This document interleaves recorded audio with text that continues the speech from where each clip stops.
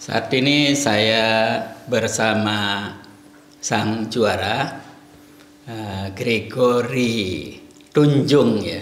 Nama tengahnya apa? Mariska. Mariska. Gregory Mariska Tunjung. Ya. Saya bergembira juga terharu ya, karena sejak saya jadi duta besar baru kali ini ada orang Indonesia yang menjadi juara di Spanyol. Gregory atau saya panggil Grego aja ya supaya gampang. Grego ini kemarin menjuarai tunggal putri untuk Madrid Spin Master. Madrid Spin Master ini merupakan rangkaian dari kejuaraan di Eropa, mulai dari All England di UK, di kota London ya? Birmingham. Oh, Birmingham. Jadi di Birmingham, kemudian ke Swiss ya, Swiss Master ya? Swiss Open. Swiss Open. Habis dari Swiss Open, terus Madrid Spin Master. Jadi cukup melelahkan dan sebetulnya teman-temannya sudah berangkat ke Orléans ya, Orléans di Prancis. Ini merupakan rangkaian terakhir. Tapi Grego karena kondisi fisik ya, kemarin kita bisa lihat di lapangan seluruh atau sebagian badannya di perban, dan saya juga sempat nervous ya karena baru pertama lihat Grego turun ke lapangan dengan sebagian tubuhnya dibalur. Nah, sebelumnya juga saya ketika menyapa Grego baru datang sebelum bertanding, saya lihat wajahnya pucat sekali ya. Sehingga saya tambah nervous lagi. Itu sebabnya suasana emosi muncul ketika akhirnya Grego bisa mengatasi masalah-masalahnya. Nah, saat ini saya ingin mendengar ya, bagaimana suasana hati Grego ketika menghadapi pertandingan yang sangat penting ya di tingkat final, menghadapi lawan yang juga tidak ringan dari India, apalagi tubuhnya sangat jangkung ya. Saya persilakan Grego untuk menceritakan suasana hati, terus apa yang terpikirkan dan bagaimana setelah bisa mengalahkan. Saya persilakan. Di saat partai final sejujurnya saya nggak punya target apapun, karena masuk di final aja menurut saya itu udah sebuah pencapaian yang bagus untuk tur kali ini. Tapi puji Tuhan di final mungkin lawan nggak berpenampilan di permainan terbaiknya, jadi saya bisa lebih menguasai keadaan dan juga suasana saat di lapangan, kurang lebihnya begitu. Mungkin Coach Herli bisa menjelaskan apakah ada strategi tertentu menghadapi siapa namanya lawannya dari Sindu ya. Sindu yang jangkung dan terkenal pukulannya sangat kuat. Barangkali bisa diceritakan sedikit. Iya, Sindu ini kan terkenal dengan smash yang keras Pak ya. Jadi saya cuma menginstruksikan ke Grego bagaimana cara mematikan dia punya senjata itu Pak, dan itu strateginya alhamdulillah berhasil Pak. Nah, mungkin bisa dilanjutkan sedikit Coach Herli. Seharusnya kan Grego dari sini berangkat ke Prancis ya. Nah, kemudian sekarang memutuskan membatalkan untuk tidak ikut teman-temannya ke Prancis, tapi untuk pulang. Bagaimana kondisi kesehatannya, fisiknya dan seterusnya, mungkin bisa diceritakan. Iya Pak, kita membatalkan Grego untuk ikut kejuaraan di Prancis di Orléans karena dari kondisinya tidak memungkinkan untuk turun di sana, Pak. Di paha belakang dan pinggangnya itu sudah mulai terasa ada sakit, jadi kita putuskan, saya juga koordinasi dengan Binpres juga dengan Coach Indra, akhirnya kita putuskan untuk cancel di sana karena takutnya kalau dipaksakan malah jadi cedera yang parah dan merugikan, karena di depan kita tuh ada kejuaraan Asia di Dubai, Pak. Kapan itu kejuaraan Asianya? Mei, Pak. Mei ya. April. April ya. April ya, ini sudah masuk awal April berarti. 22. Oke. Jadi ada sekitar 18-19 hari lagi. Betul, Pak. Itu pertimbangan kami memutuskan untuk Grego cancel di sana, juga karena memang kondisi fisik Grego juga tidak begitu fit, Pak. Dia sedang flu, Pak. Iya. Saya memang lihat beberapa kali sebelum turun ke lapangan dia mengelap hidungnya, dan itu tidak lazim. Kalau setelah main itu orang ngelap biasa, tapi sebelum main ngelap hidung saya udah curiga juga kondisinya tidak fit ya. Tapi ya alhamdulillah semuanya bisa diatasi. Kita dilengkapi tim dokter enggak, Pak? Untuk di All England tuh semuanya ada, Pak. Tim dokter. Artinya rombongan ikut ke Madrid. Tim dokternya itu Dokter. sampai ke All England aja, Pak. Oke.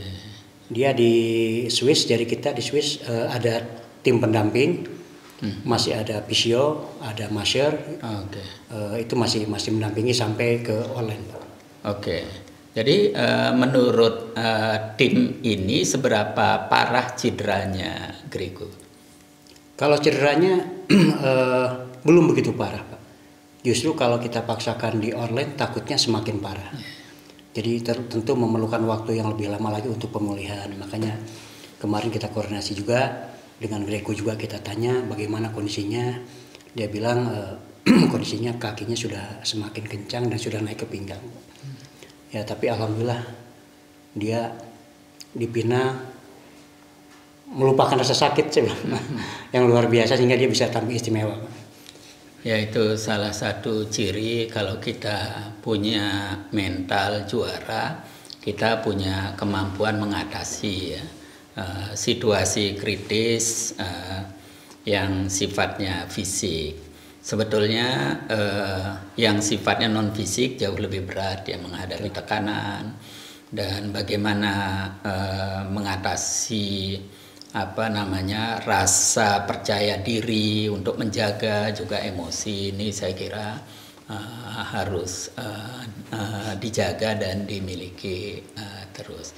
Jadi saya berterima kasih Coach Herli akhirnya mengambil keputusan untuk tidak mengikuti acara di Orléans Prancis, karena ini kan aset bangsa. Betul. Aset negara, tidak mudah mencari pengganti ya. Harapan saya bisa istirahat dan segera pulih ya. Kalau perlu setelah tiba di Jakarta itu ada dokter-dokter yang istimewa lah ya, bisa menangani. Saya punya akses kepada teman-teman ya, kalau perlu bantuan insya Allah saya akan kontak sejumlah teman.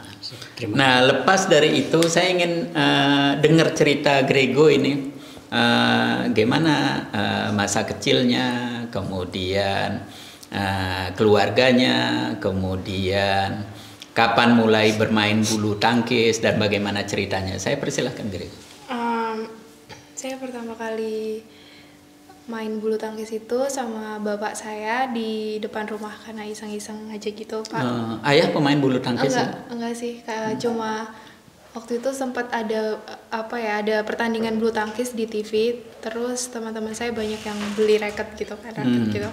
Terus saya pengen beli raket juga, akhirnya dibeliin bapak, tapi hanya untuk main aja gitu, Pak, nggak untuk serius. Jadi setiap sore setelah main sama teman-teman sempat pukul-pukul gitu sama bapak.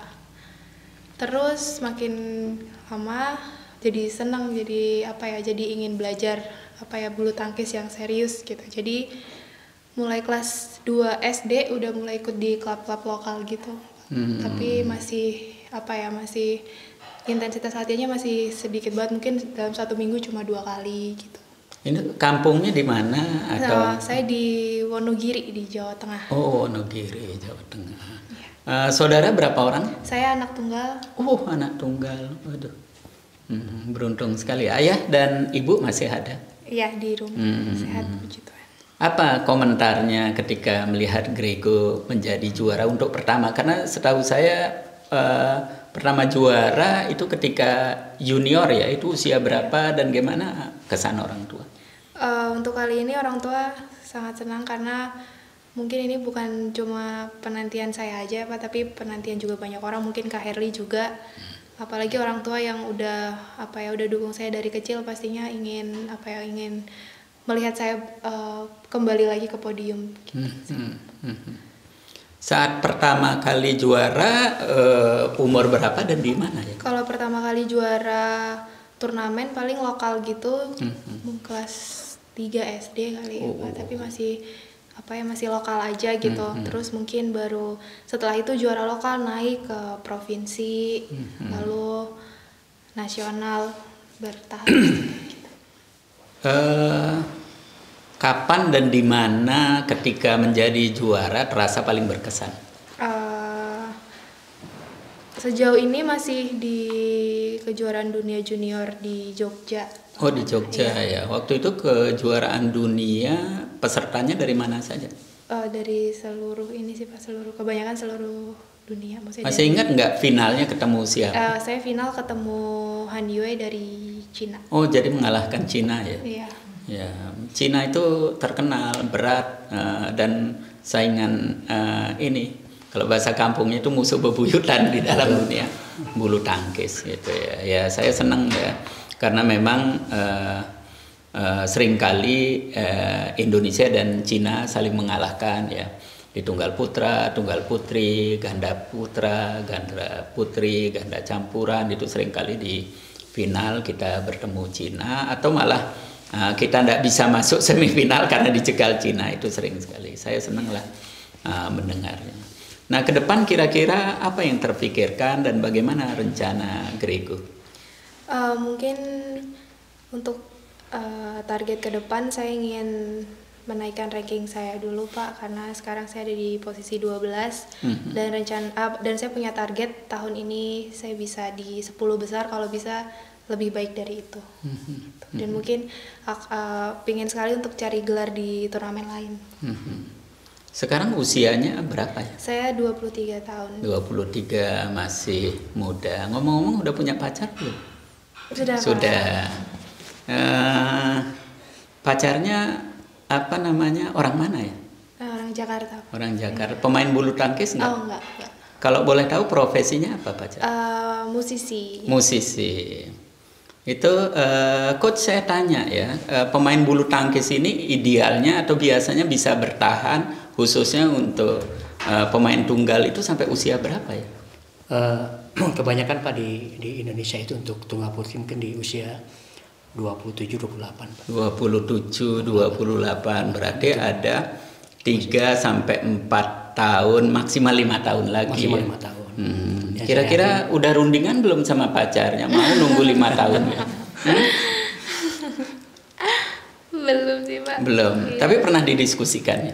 Oh, untuk saat ini Belum. Ya. Nah, nanti Coach Heri tolong dibantu gimana supaya ada komunikasi gitu. Gimana caranya lah, saya kan nggak tahu. Sekarang anak-anak muda kan punya cara sendiri gitu ya. Siap. Artinya ya kita ingin Grego pertama bisa paling tidak 4-5 tahun lagi ke depan itu, karena kita belum punya pengganti, bahkan pendamping tunggal putri kan tidak ada selain dia yang juara kan. Siapa? Ada Pak, di bawah tuh ada Putri Kusumawardani. Oke. Kebetulan tahun 2021 itu dia juga juara di Span Master ya. Oke. Waktu itu di UEFA Pak. Oh iya. Ya. Oh iya. Cuma memang kami menargetkan beberapa pemain pelapis dia Pak yang memang rankingnya sudah bisa mendekati top 40 agar nanti Grego ini tidak sendirian, Pak. Ya, selama itu. ini kan sendirian. Ya. Ya kita punya target yang di bawah-bawahnya seperti Putri Kusuma Wardani, ada Komang, ada Esther Stefani, Bilkis dan lain-lain itu cepat mungkin rankingnya bisa naik di top 40, Pak. Jadi nanti berangkatnya nggak sendiri, Pak. Selama ini sendiri terus. Berangkat sendiri. Semua di negara lain ada 4 pemain, ada 5 pemain, 3 pemain. Kita jadi berjuang sendiri ya, Greg ya. Nah itu Grego dengar sendiri. Jadi harapan saya, harapan coachnya ini mewakili harapan masyarakat luas yang tidak terkatakan. Ya nanti bagaimana komunikasi dengan pacarnya, kalau bisa tunggu ya 3-4 tahun lagi ya, sehingga sampai pada puncaknya, karena bagaimanapun ya pernikahan itu kan kodrat ya, dan itu harus dilalui gitu ya. Nah barangkali itu bincang-bincang terkait dengan prestasi, harapan. Mungkin ada hal-hal khusus yang Grego ingin sampaikan kepada publik, ya, masyarakat kita di tanah air. Apakah itu terkait dengan Spin Master di sini, ya, atau apa yang dialami di Swiss atau di All England, di Birmingham gitu. Atau mungkin ada perasaan sedih nggak bisa ikut rombongan ke Orland? Karena tahu kondisinya seperti ini, jadi memang mungkin keputusan pelatih dan yang lain memang udah paling tepat. Ya. Nah kalau harapan saya, Grego ini kan ya mewakili wajah Indonesia, bukan saja sebagai juara ya, tapi karakter ya.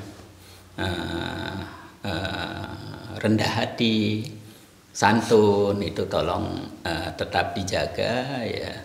Jadilah diri kita sendiri gitu ya, meskipun kita juara kemudian disanjung orang, kita harus tetap santun dan rendah hati. Nah sebagai bentuk apresiasi saya. Ini mungkin Grego sudah tahu ya, saya lahir dan dibesarkan di Bali. Ini tidak kalah dengan piala yang kemarin diterima. Ini buatan kampung halaman saya. Ini ada 3 orang yang kira-kira filosofinya kalau kita ingin maju kita harus mau bekerja sama. Nah, bekerja sama yang optimal itu bekerja sama yang tulus gitu ya. Tidak mau maju sendiri tapi maju bersama. Kita tidak boleh egois hanya memikirkan kepentingan diri merupakan kepentingan orang. Tapi kalau kita bekerja sama mau maju bersama, kita selalu berpikir ya apa yang kita lakukan di samping menguntungkan diri kita sendiri, tapi juga harus menguntungkan partner kita. Nah, menguntungkan dalam jangka pendek maupun jangka panjang. Nah, ini saya kira pesan moral dari saya secara pribadi, karena saya ingin melihat Grego bisa sampai pada masa puncaknya dan bertahan agak lama. Ya, ini saya serahkan ya. Terima kasih banyak ya. Pak. Nah, ini ada tambahan gitu ya. Saya ini selain YouTuber juga penulis novel. Jadi ini novel yang saya tulis, judulnya Di Beranda Istana Alhambra. Sudah pernah kesini belum? Nah, besok-besok kalau kesini lagi, saya nanti antar. Ini tempatnya di Granada, di wilayah selatan. Ini tempat sangat bersejarah dan sangat indah. Nah, novel ini saya tulis sejak saya sampai di sini, dan kira-kira dalam waktu 10 bulan sudah selesai satu buku ini. Nah, awalnya sebetulnya novel ini Saya tulis dengan ide bahwa banyak sekali teman-teman dari Indonesia yang berkunjung ke sini. Di sini kan banyak sekali tempat bersejarah, indah dan menarik. Kemudian lihat-lihat, terus selfie-selfie, selesai. Nah, novel ini menceritakan apa yang menarik dari setiap tempat ini. Ada kira-kira 20-an tempat tujuan wisata yang saya tulis ini. Saya tulis sejarahnya. Kemudian apa keistimewaannya setiap tempat itu. Nah, supaya menarik, dikasih cerita. Ceritanya fiksi, tetapi cerita tentang tempat-tempat bersejarah itu berdasarkan studi literatur yang akurat lah.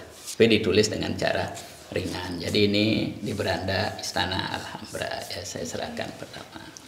Nah, kemudian yang kedua, ini judulnya Safari ya.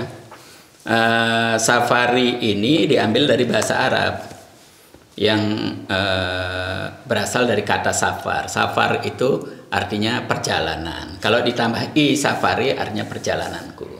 Tapi di sini perjalananku itu saya maknai sebagai petualanganku.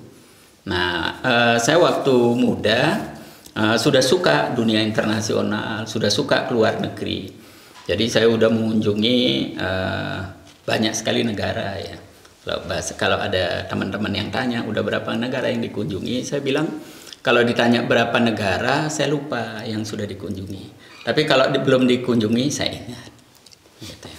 Saya udah menghabiskan 5 paspor dengan 48 halaman dan semuanya penuh.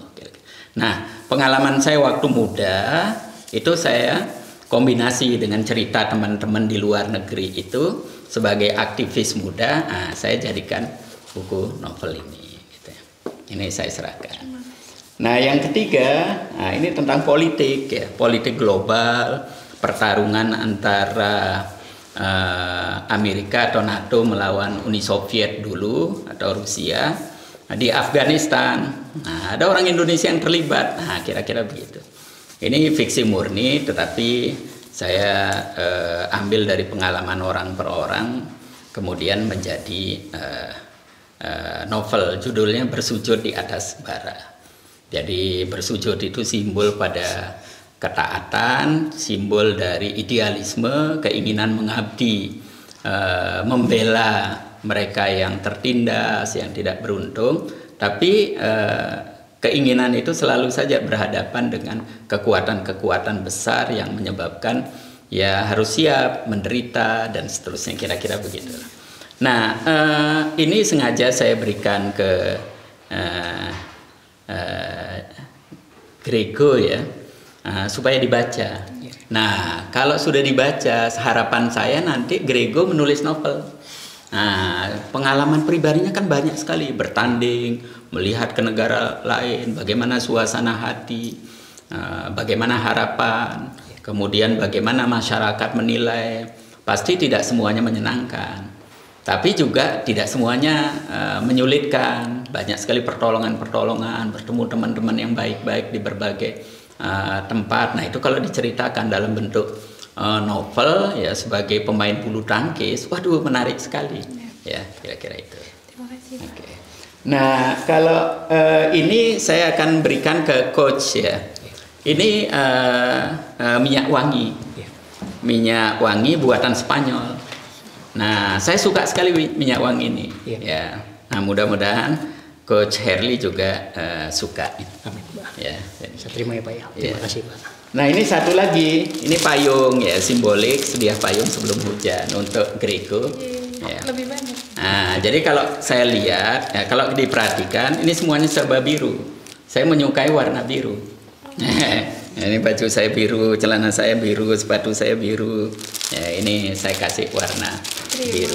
Warna biru itu warna damai dan lembut ya.